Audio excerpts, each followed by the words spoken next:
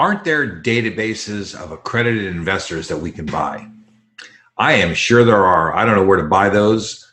My experience is that that's a really, really tough path to go. A lot of financial advisors, in the old days, they were called stockbrokers. A lot of these people are used to getting on the phone, pounding, cold calling, making hundreds of calls a day to wealthy people and asking them for money. I don't think that's the most efficient or effective way to do business anymore. The world has changed. People barely answer their phone. It's very difficult to get anyone on the phone, even people that you know.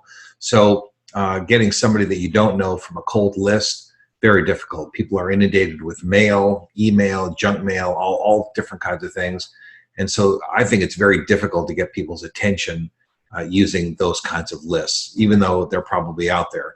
Now, an exception might be, let's say you're going to have a dinner and you're going to invite, 50 people to come to a dinner where you're going to make a presentation. You might want to send out 10,000 envelopes and probably, 20, 30, 40 people will end up showing up at your dinner.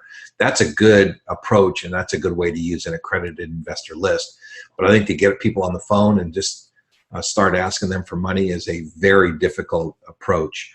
So I'm much more about the relationship development, much more about finding someone that has things in common, that are looking for the same kinds of things that we're doing, developing those relationships. That's why the dinner strategy is really a pretty good strategy. A lot of life insurance and financial advisors use that kind of strategy.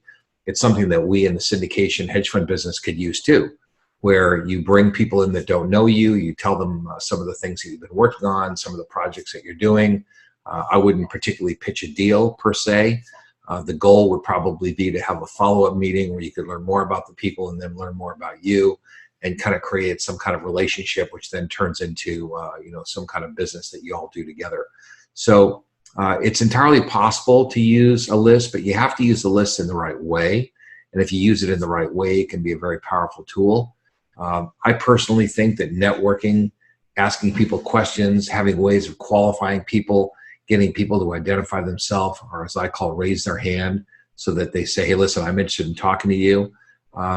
That's a really good approach. Asking people questions that you meet either at network functions, cocktail parties, wherever it is that you circulate, have a compelling way of describing what it is that you do, compelling enough that a person might pull you aside and say, hey, that sounds interesting. How do I get involved in that?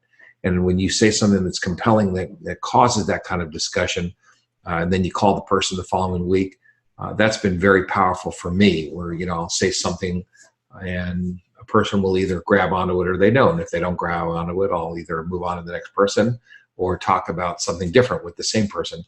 But frequently they'll pull you aside, they'll whisper in your ear, hey, listen, that's something I'd like to get involved with. How can I participate?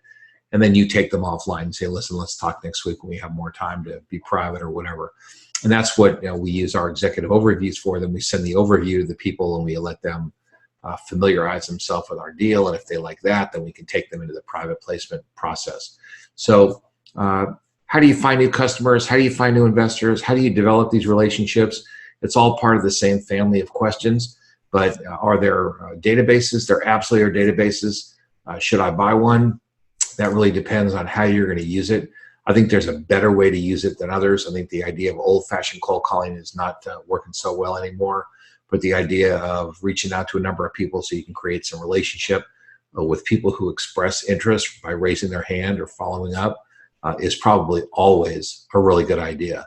And I want you to follow those really good ideas, because this is just a great business. So go out and stake your claim.